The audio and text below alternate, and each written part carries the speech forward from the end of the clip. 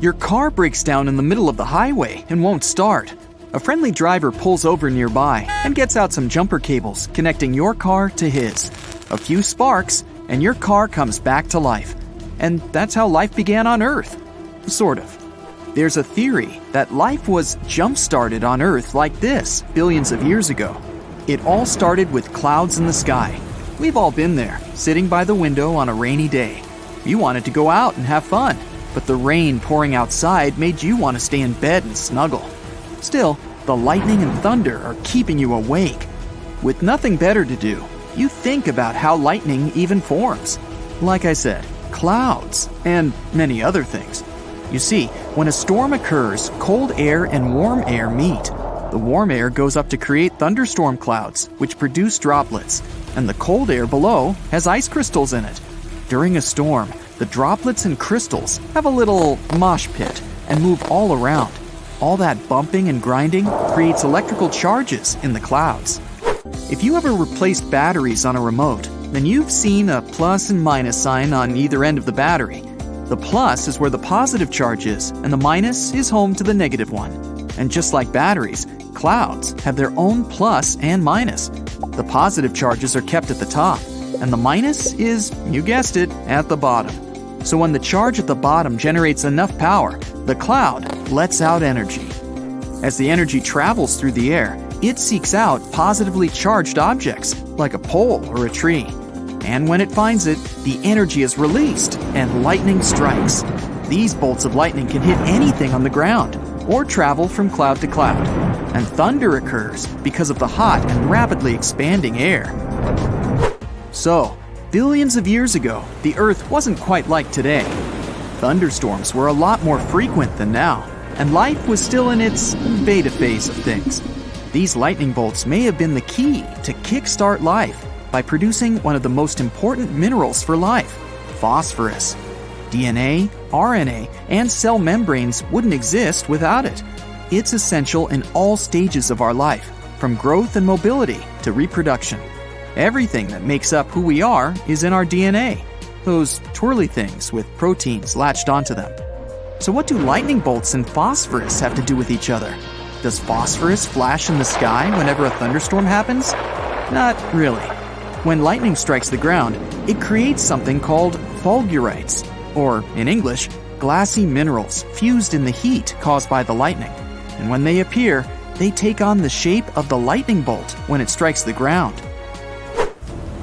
Some new studies suggest that fulgurites could release phosphorus when dissolved in water. When doing so, phosphorus is able to form biomolecules, which help in forming life. Back then, volcanoes were also pretty big on erupting frequently. So, with ancient hot springs, you'd expect lightning to strike down nearby and produce fulgurites next to those hot sources of water. Scientists were able to estimate that during the early days of Earth, 1 to 5 billion lightning flashes were able to occur. So, in the next billion years or so, we can expect 1 quintillion lightning strikes. Yeah, that's a lot of zeros. With all those flashes and strikes, phosphorus was able to grab its chance to start life when dissolved in water. And of course, not just phosphorus, but a mix of many chemicals and minerals were needed to perfect this recipe. Another theory on how life began on Earth starts all the way in outer space, far away from our little blue planet. Flying through the vastness of space were meteorites. Life on Earth began roughly 4 billion years ago, and these meteorites were busy flying all over the place, with many of them hitting Earth in its earliest shape. Scientists claim these meteorites carried chemicals essential to creating life. Some of those important ingredients were carbon-based compounds, including sugars and amino acids, and they needed wet and dry cycles to bond on a molecular level to finalize the process. So once life was injected into Earth, we got to see the first organisms that were around 3.7 billion years ago. Keep in mind, there wasn't much oxygen floating around or in the water compared to now. But these microscopic organisms, or microbes, left their mark with a certain carbon molecule produced by living things. But life as we know it today wouldn't happen without oxygen, that invisible element that keeps everything alive. So around 2.4 billion years ago, These microbes began changing and became Earth's first photosynthesizers. They made their lunch and dinner using water and the sun rays while releasing oxygen in the process. With many of these new organisms, the rise of oxygen made the environment harsher for microbes, but it was starting to become the baseline for life's groovy track. A new party popped out for those who could dig oxygen. You see, mammals and other organisms have multiple cell types: bone cells, skin cells, muscle cells, you name it. These microbes were single-celled organisms, so with the rise of oxygen, many of these microbes began moving in with other microbes. I don't mean being roommates in a shared apartment. They actually merged with other microbes to become multi-celled organisms. Pretty clever, huh? Fast forward a couple billion years, and we have some of our first animals to ever exist. So actually, around 800 million years ago, the oxygen levels in the ocean and seas still weren't as high as they are today. But one of the earliest creatures on Earth were sponges.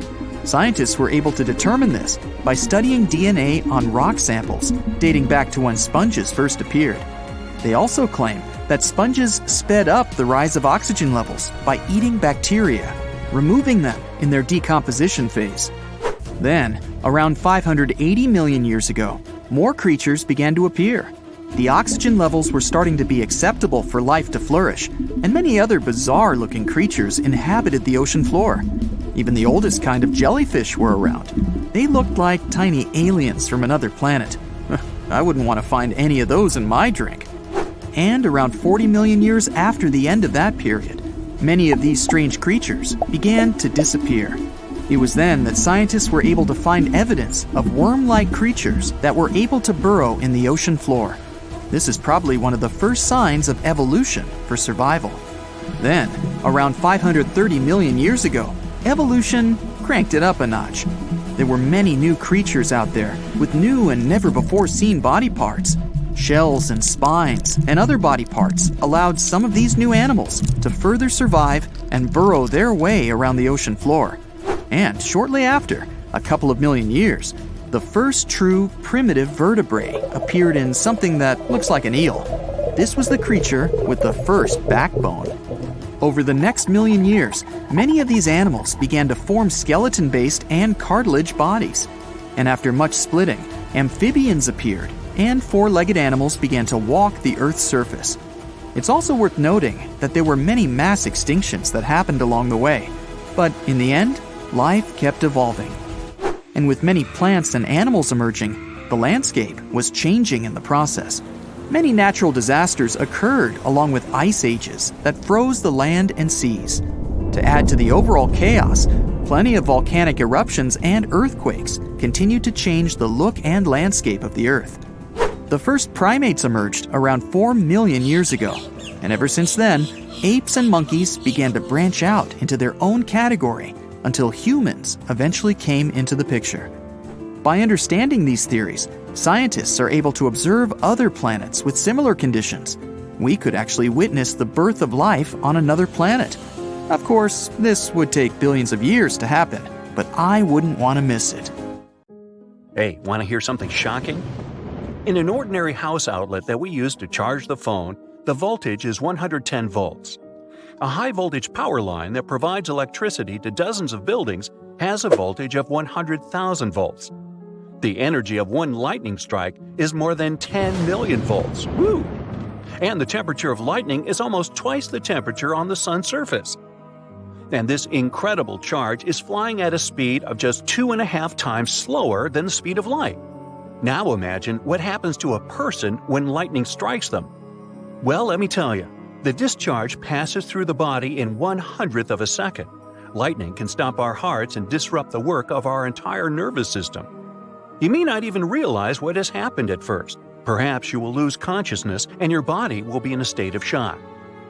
Every day, there are several million lightning strikes in the world. Fortunately, you have little chance of getting hit by one. The odds that lightning will strike you is about 15,300 to 1. About 20,000 people are struck by lightning every year. The chances that lightning will strike you twice are even smaller. And what are the odds that you'll be struck by lightning 7 times throughout your life? It seems impossible, but one person experienced it for himself. His name was Roy Sullivan. He was born in 1912 in Greene County, Virginia, in a big family with 7 children. Roy was an ordinary guy and was no different from his brothers and sisters. But for some reason, the natural element chose him. In 1936, he began working as a ranger at Shenandoah National Park. There, lightning struck him 7 times over 35 years. So, the first accident happened in April 1942. On that day, a strong thunderstorm began. Roy took refuge in a new fire tower where builders hadn't installed a lightning rod. Lightning struck the building several times. A massive fire started inside and Roy ran out. As soon as he was a few feet away from the shelter, lightning hit his toe and burned a hole in his shoe. The next time occurred 27 years later, in July 1969. Roy was working in the national park. He was driving a truck through hilly terrain when a storm started. Lightning struck him through the open car window.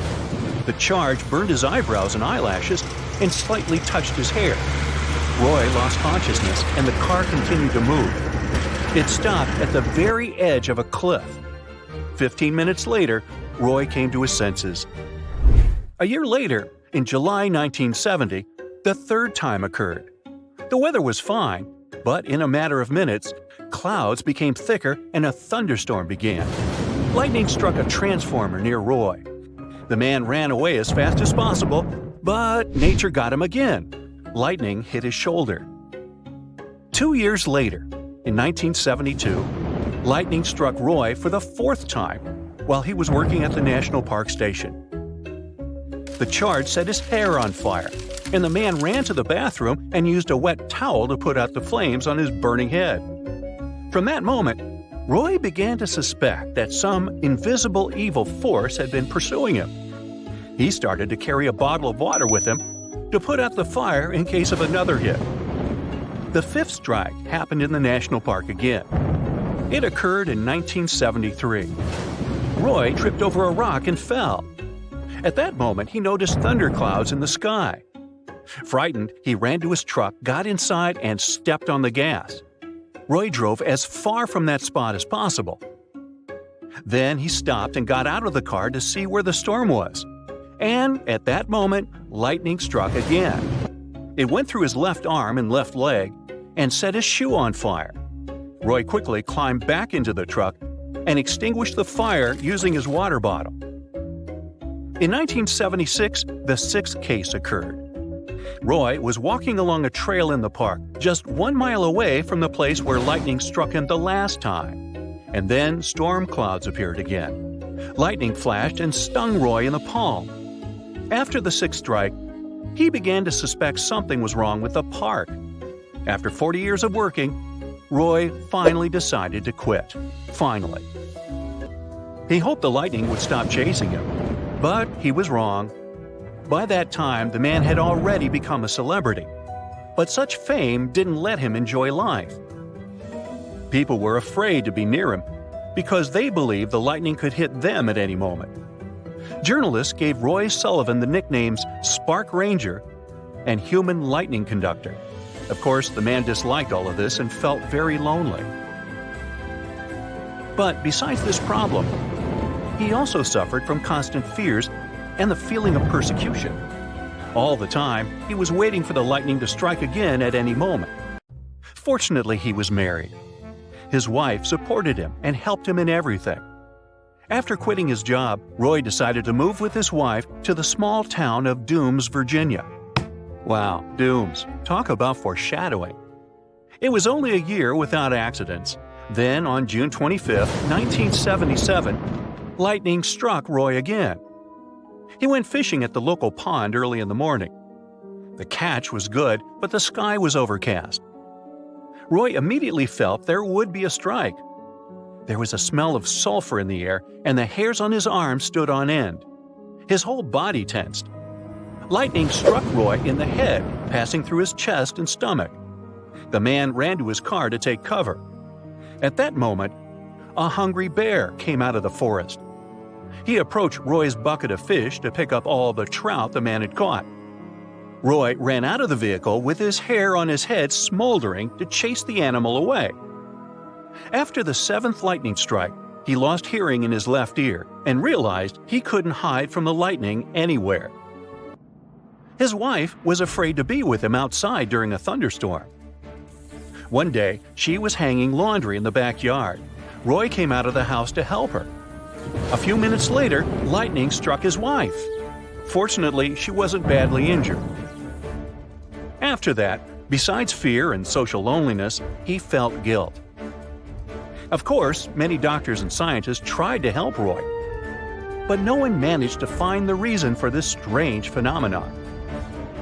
According to science, each time it was just a coincidence. Mathematics and physics were powerless here. With such answers from scientists, Roy believed that invisible forces were pursuing him or that fate was punishing him for something.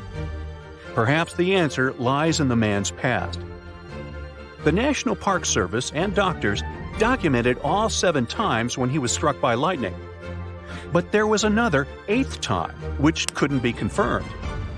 According to Roy, lightning struck him in his youth when he was helping his father mow wheat. The discharge hit the scythe blade. No one but the boy saw it. Perhaps at that moment, the lightning changed something in his body and made him more attractive for the next hits. Lightning always chooses the path of least resistance. And this is how lightning occurs. Rain, ice, and snow particles collide with one another inside a storm. This process increases the imbalance between clouds and the ground, negatively charging the lower layers of clouds. Things down there, like trees and the earth, get positively charged and create another imbalance.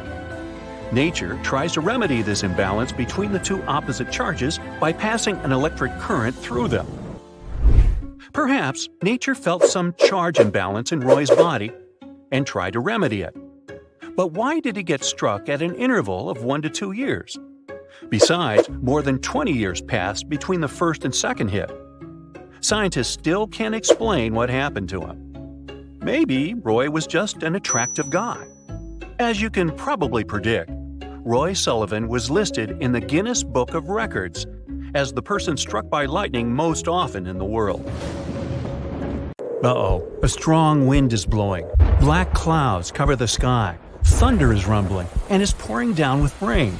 A storm is coming, but you don't care. You're sitting in your apartment listening to music and typing something on your computer. You hear a thunderclap. Look out the window and see a heavy downpour, a tornado, and lightning flashes. You close all the windows and go back to the computer. And then, bam! It seems that lightning has struck near your house. Your laptop and all electrical appliances in the home go off. The light goes out. You get scared. At this moment, you hear a strange hissing sound. You see how, like a phantom, a round glowing ball of electricity flies into your house through a closed window. It penetrates your room, hovers in the air, waits for something, and then flies back through the walls. The lights turn on, and everything comes back to normal. You've just seen a real natural phenomenon called ball lightning, and you're fortunate to be alive after meeting it. This is a rare phenomenon. Ball lightning occurs during a thunderstorm in the form of a floating sphere. It can change color from blue to orange and yellow. It's the approximate size of a basketball, but can also be much more significant. This lightning makes a hissing sound and a pungent smell. Phew! The first records of ball lightning were made in 1638 in England. Then, a giant glowing ball flew into the church window. Since then, there have been a lot of evidence of how ball lightning got into houses and frightened people. In the 20th and 21st centuries, scientists actively investigated this phenomenon.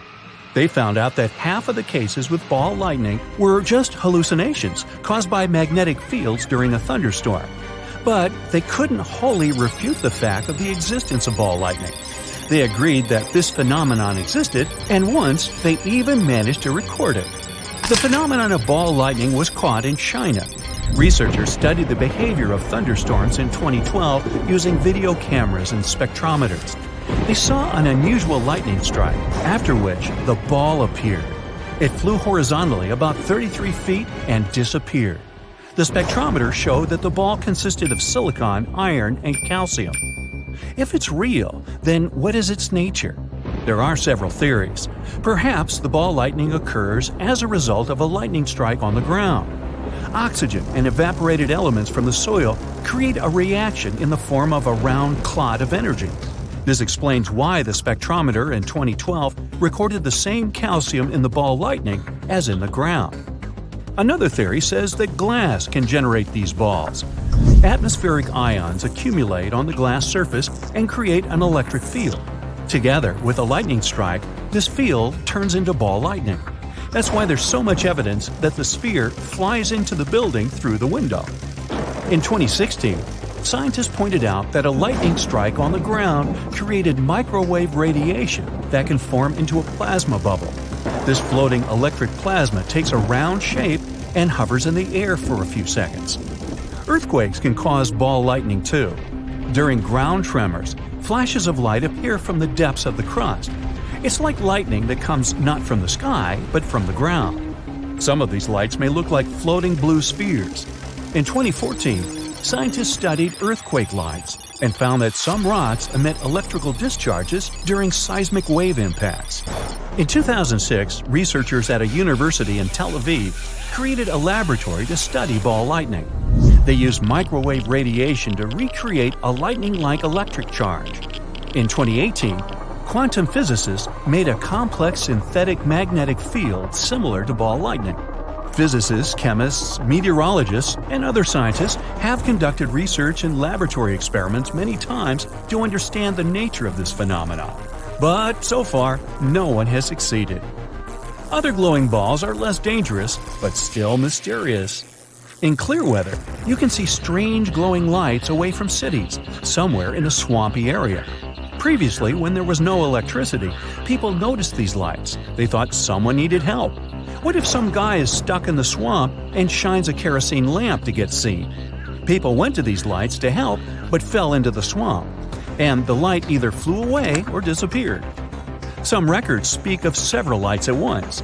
They moved quickly and changed their colors. Many believe that these were some kind of mystical creatures that lured people into traps. But over time, scientists managed to uncover the mystery of this phenomenon. Bioluminescent fungi and algae grow in swampy places. Sometimes they glow with blue light and create the illusion of glowing lights from a distance. Also, there's a lot of plant material in the swamps: leaves, grass, mud, clay, and tree branches. These substances decompose rapidly in humid conditions and release methane. As soon as methane contacts air, it ignites.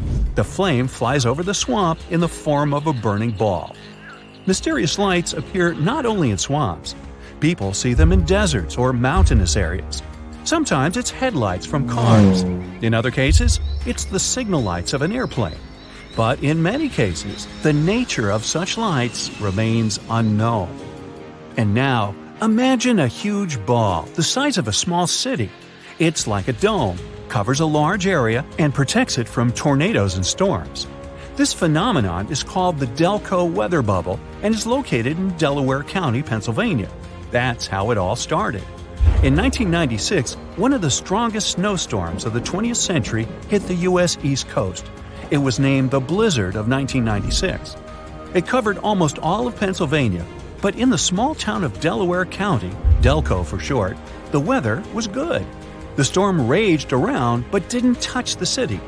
Since that year, the locals have believed that an abnormal weather bubble protects their houses. However, there's no scientific evidence of the existence of this bubble. After the blizzard of 1996, there were several more storms in the area, and forecasters claimed some storms would also cover Delco. But contrary to their forecasts, the weather there was excellent. Strangely, there is no meteorological evidence of this. One of the residents decided to investigate this phenomenon seriously. He followed the weather forecasts, looked at satellite photos, and saw how the black clouds diverged around the city. It rained heavily in the neighboring towns, but not Delco. This seems like convincing proof. And the question remains, should we believe the locals? There's one scientific explanation explaining the nature of this phenomenon. Storms may weaken here thanks to the sea air that accumulates in the Delco area. The street and the city surrounding area are filled with this humid, cold air. It creates a sort of stabilization of the atmosphere, and when intense storms from the west collide with Delco's air, they lose a significant part of their strength. And it seems as if bad weather just bypasses the city. But there's another explanation, a psychological one. All the known information about the weather bubble came from the stories of residents. They seek confirmation of this phenomenon and write about it on social media. Someone said that they'd seen a tornado pass by his house. Others claimed that the bubble had saved them from a downpour. People think that it didn't affect others if there was no trouble with their house. Imagine the TV says that a storm has started in your city. You look out of the window and see a clear sky, no wind and rain. It seems to you that the bubble has saved you again. Although behind you, a few hundred feet from your backyard, a tornado is raging and tearing the roofs off of buildings. But you didn't see it and wrote to the social network that Delco has saved your city again. In this sense, the weather bubble becomes more like a virtual one, thanks to the people who write about it.